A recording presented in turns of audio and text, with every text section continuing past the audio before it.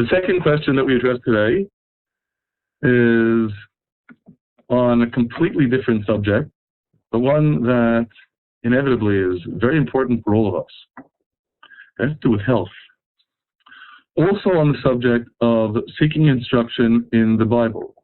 Does the Bible give guidance on seeking medical help or undergoing medical procedures? In Numbers, we read about the curing of Miriam's leprosy when Moses prays to God for her. Is this the first case of faith healing? How do Jews, based upon the Bible, view donating blood for transfusions and donating organs for transplant? I deliberately read all these questions together because obviously they all pertain to healing, and I think it's instructive to consider, in attempting to respond to them, what healing signifies in the Bible. The root for healing in biblical Hebrew is rafo.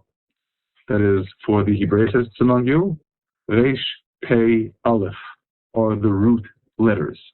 And this root appears for the first time in the Bible in Genesis chapter 20, in verses 17 and 18. The context here is after Abimelech, king of the Philistines, had taken Sarah, Abraham's wife, and was by consequence smitten together with his household by God and warned of the dire consequences of not releasing her. He releases her. And then we read, so Abraham prayed to God, and God healed Abimelech and his wife and his maidservants, and they bore. Their orifices opened, they bore children. For God had fast closed up all the wombs. Again, perhaps we should read this as all the orifices of the house of Abimelech because of Sarah, Abraham's wife. Well, of course, we emphasize, this is the first place that healing appears in the Bible, and who is doing the healing? Of course, the one doing the healing is God. And in much this vein, I'm going to deliberately skip to the third place that healing appears in the Bible, before we go back to the second. In the third place, we encounter the noun form, not merely healing, but healer, rofeh, which could also be rendered as physician. In Exodus chapter 15, verse 26,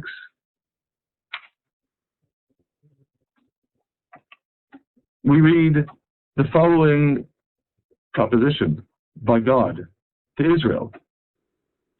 If you will diligently hearken to the voice of God your Lord, and will do that which is right in his sight, and will give ear to his commandments and keep all his statutes, I will put none of these diseases upon you that I have put upon Egypt, for I am God your healer.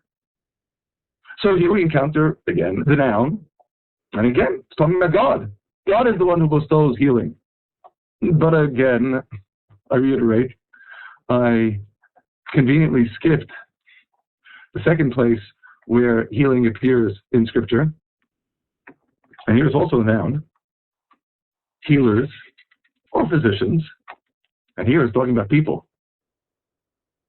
I feel compelled to stress at the outset the kind of healers or physicians about whom we read in Genesis chapter 50, verse 2, are not the kind of healers you would ever want to encounter in your lives. After the death of Jacob, we read, and Joseph commanded his servants, the physicians, to embalm his father, and the physicians embalmed Israel. So, people are engaging in a healing process, again, not what we would call healing, because it's not keeping a person alive, it's keeping a dead body from decomposing. Well, I suppose we can see that as part of the same broader engagement as what we would describe as physicians, that is preventing what would otherwise happen if we let nature take its course. With someone who is alive but ill, if we sit back and let nature take its course, he can die. With someone who's dead, if we let nature take its course, the body will decompose. So here the physician's role is to prevent decomposition. Obviously elsewhere, the physician's role is to restore health.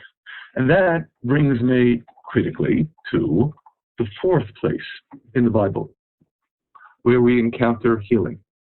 The fourth place is especially important because it appears in a legal context. In Exodus chapter 21, we read the law with respect to an assailant who has caused bodily injury to his victim. In verses 18 and 19, again in Exodus chapter 21. And if men strive together, and one smites another with a stone or with his fist, and the victim doesn't die, but keeps his bed, he is confined to bed, in other words, he suffers bodily injury. If he rises again and walks abroad upon his staff, then shall he that struck him be acquitted. Be acquitted, obviously, because if the victim does not recover from the blow, then the assailant is a murderer. But again, if the victim recovers well enough to be able to walk about, then the assailant didn't kill him, he just injured him. So he is acquitted of the charge of murder, but only he shall pay for the loss of his time and shall cause him to be thoroughly healed.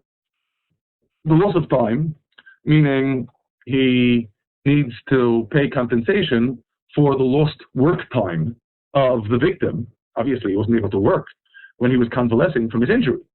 And this is, of course, critical for our purposes, v'rapo yirapeh, to ensure that he is thoroughly healed, in other words, practically, to pay all medical expenses. Well, obviously, if you're paying medical expenses, that means that you have practitioners of medicine who need to be paid for their time, for their efforts, for the medical procedures in which they engage in order to secure the renewed health of the victim. And of course, what is glaringly obvious in this prescription of the law is the assailant cannot say, "Oh, I'll pray for him and he'll get all better." It doesn't work that way. He's certainly welcome to pay for his victim, to pray for the victim's recovery. He still has to pay for all the medical procedures that are incurred in order to provide the healing. And in our tradition, indeed, this statement in Scripture provides us with the source for doctors, physicians, practicing their craft. Now, we should note here, one could conceivably argue, well, maybe this is only when a person was injured because of the assault of another person. That under such circumstances, the assailant has to cover the medical expenses because he was the one who caused the injury. But what if the ailment was caused by God? There wasn't any human agent. One might conceivably posit that if the source of the ailment is God, then the source of the healing should be in God. We shouldn't get involved. One might, but we don't. That is, this mandate to provide for the complete healing of the victim is taken as a mandate for the physician to engage in his craft. And after all, we read in the Torah the precept of the mitzvah of restoring a lost article to the person who lost it. What could be a more worthy, laudable way of fulfilling that precept of returning a lost article than returning to a person his or her lost health? So the physician is indeed not only licensed, but required to engage in his or her craft in healing the ill. Now, this having been stated, we should note that, again, conceivably, one might argue that we should defer to God on this score and let God choose to heal whom he deems worthy of being healed. I feel compelled to share with you an instructive observation that is expressed by one of the great sages of the medieval period, whom we have quoted on many occasions in the past, Rabbi Moses Maimonides, who, I should note, was himself a noted physician. He comments rhetorically with respect to someone who might claim you should leave the healing to God.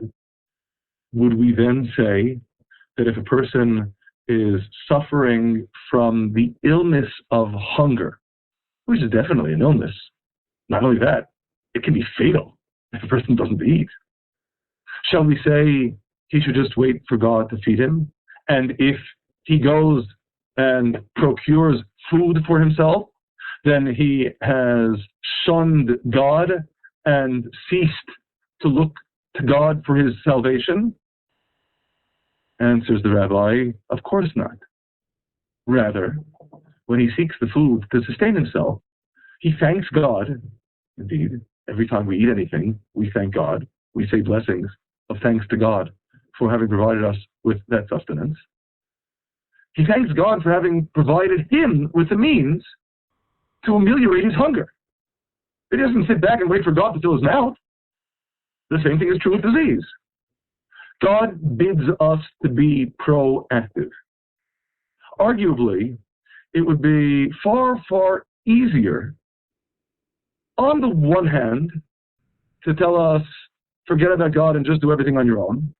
Or, on the other hand, to tell us, don't do anything on your own, just wait for God's salvation. Well, at least conceptually it would be easier.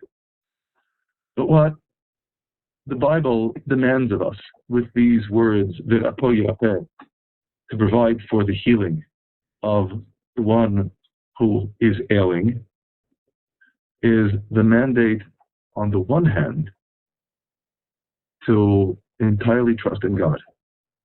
To remember, the first place that healing appears in Scripture, God is the one providing the healing. And arguably, that, rather than what we read in Numbers chapter 10, could be seen as the first instance of faith healing. Abraham prays for Avimelech and his family, and they are cured. Because ultimately, the healing does come from God. In that instance, since the malady was entirely miraculous from God, the healing came exclusively through prayer. The rest of the time,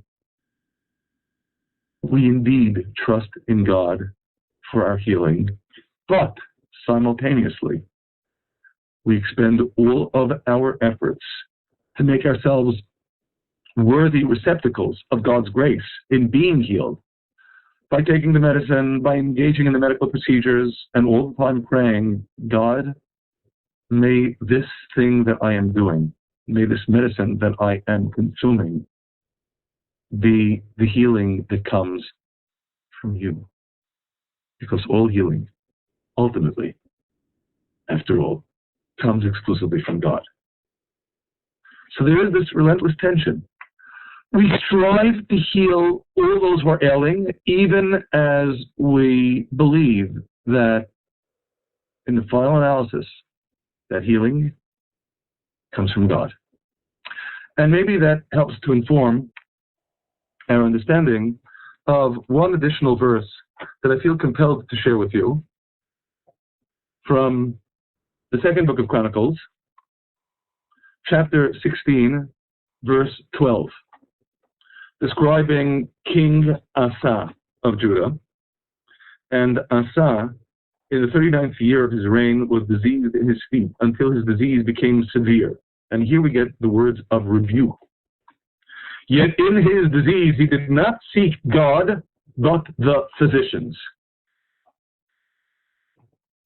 Now, what exactly are we to make of what seems to be a dual indictment here? He didn't seek God, and he did seek the physicians. On the one hand, one way of looking at it is, there wouldn't be anything fundamentally wrong about seeking the physicians if he sought God first. Again, you seek God even as you turn to physician, because even as you engage in whatever medical procedures the physicians prescribe, you trust that the one who is ultimately the source of your healing is God. To that extent, the indictment is you went to the physicians and you didn't seek God as well. That's one way of looking at it. On the other hand, there are those who posit that if an individual is at a sufficiently exalted spiritual level, if he is so intimately bonded with God, then he should only seek God's healing and shouldn't turn to physicians at all. Could be, but simultaneously it's important for us to stress that doesn't apply nowadays to the vast majority of humanity. For all the rest of us who aren't at such a sublime level of holiness, we are not only licensed but required to seek medical help whenever something is alien to us. Even as, again, we always trust that the final healing is something that comes from God. So, with respect to the questions here, now that we've seen the background in the Bible, on the one hand, of course, does the Bible give guidance on seeking medical help or undergoing medical procedures? The answer is emphatically yes. Most emphatically, again, Exodus chapter 21, verse 19. To take care of the healing, to see the procurement of medical help as not only permissible, but an obligation.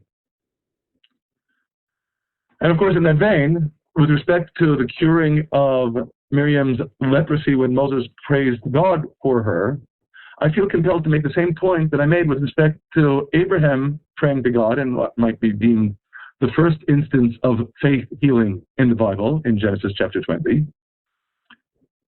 All that is involved in that healing is a prayer because the malady, the affliction, was entirely miraculous. In the case of Avimelech and his household in Genesis chapter 20, we already noted.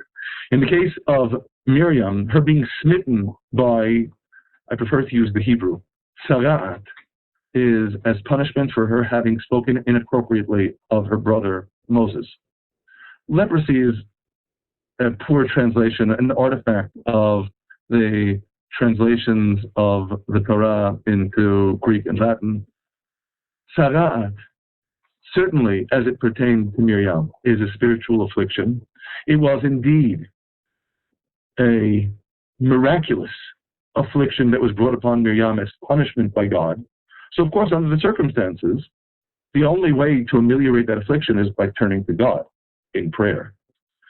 But wherever the malady has more mundane, prosaic origins, while we certainly pray to God for healing, we are certainly not absolved of the responsibility to seek medical help as well. And this brings me to the final component of the question, with which we need to conclude. How do Jews, based upon the Bible, view donating blood for transfusions and donating organs for transplant? Well, based upon what we've seen thus far, with respect to the obligation that the Bible places upon us to do our best to heal those who are ailing, just as the Bible bids us altogether, in general, to engage in the works that will make this world a better place, to struggle, to refine, and ultimately perfect this world under the reign of the Almighty. So too here. There is no greater gift that we can give one another than the gift of life. To the extent that donating blood or donating organs is something that we can undertake in our lives to save the lives of others, it is undoubtedly, from the perspective of the Bible, a great mitzvah, a great good deed that we are bidden to strive to do as best we can. That stated, of course, we recognize that a healthy adult can donate blood without endangering his or her own life. Likewise, there are certain organ transplants that can be undertaken relatively in safety as well. Donating one of our kidneys, donating bone marrow, donating a portion of our livers, that is, to the extent that we'll be able to continue living afterwards. Because while doing our utmost to save others is unquestionably the greatest gift, we are forbidden to take our own lives, even for a worthy cause, if there aren't specific guidelines that mandate doing so. There are certain circumstances that demand of us martyrdom, but this is certainly not one of them.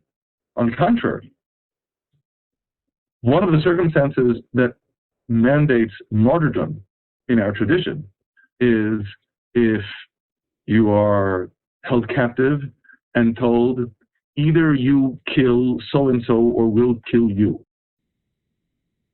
No one has the right to play God and choose who will live and who will die.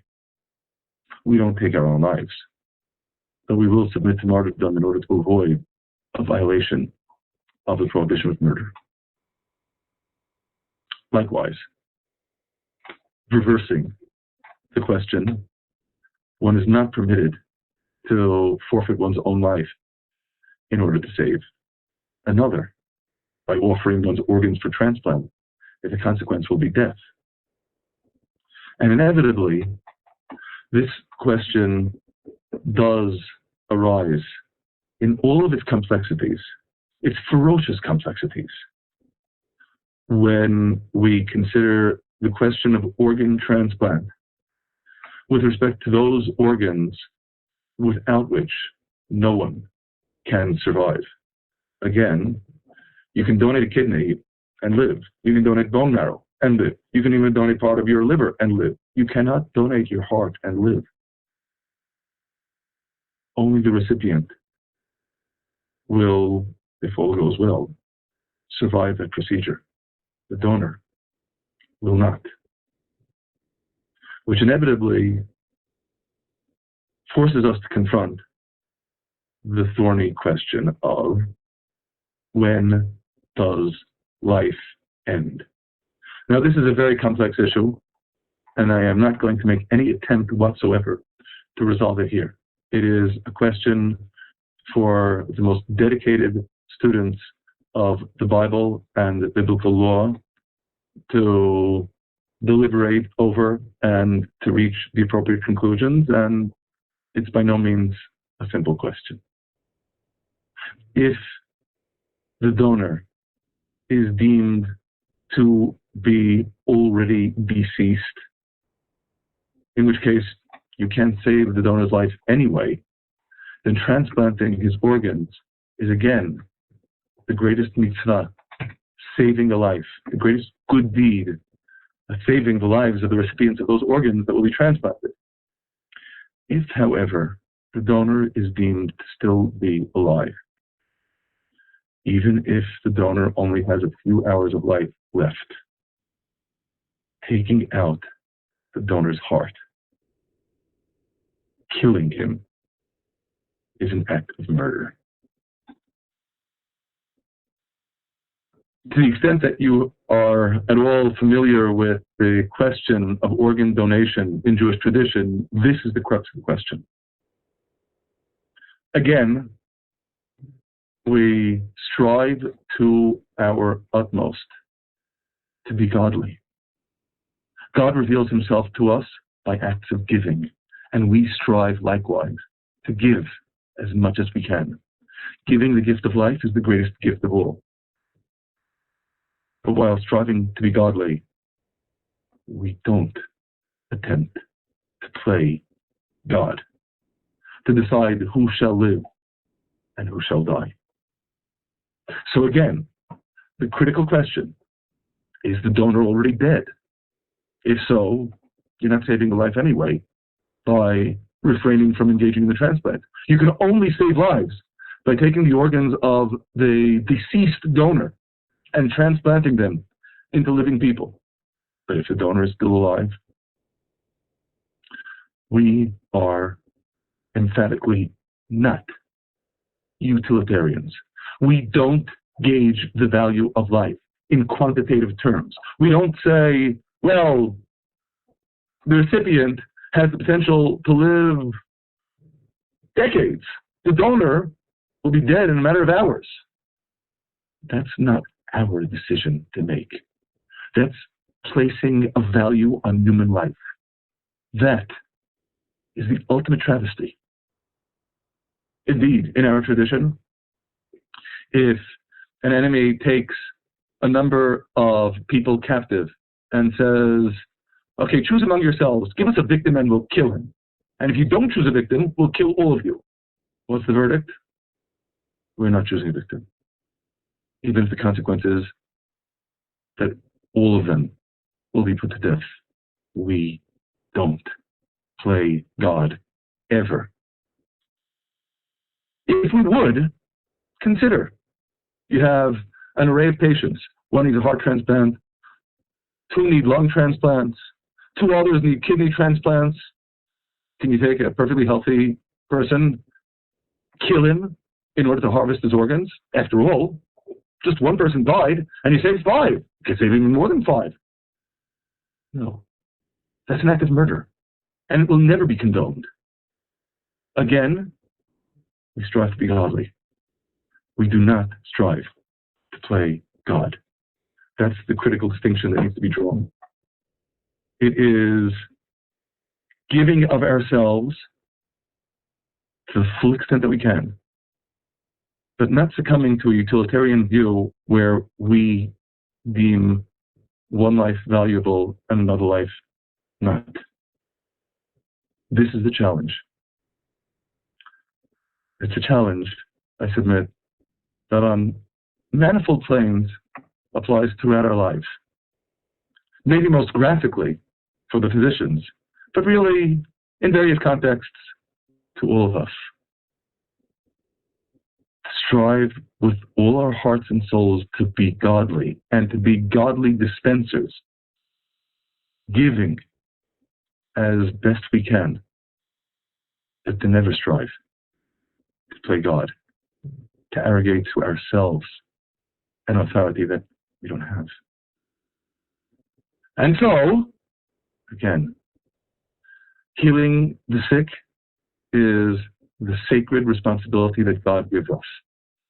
Healing the sick is the great good deed, the mitzvah of emulating God and being godly.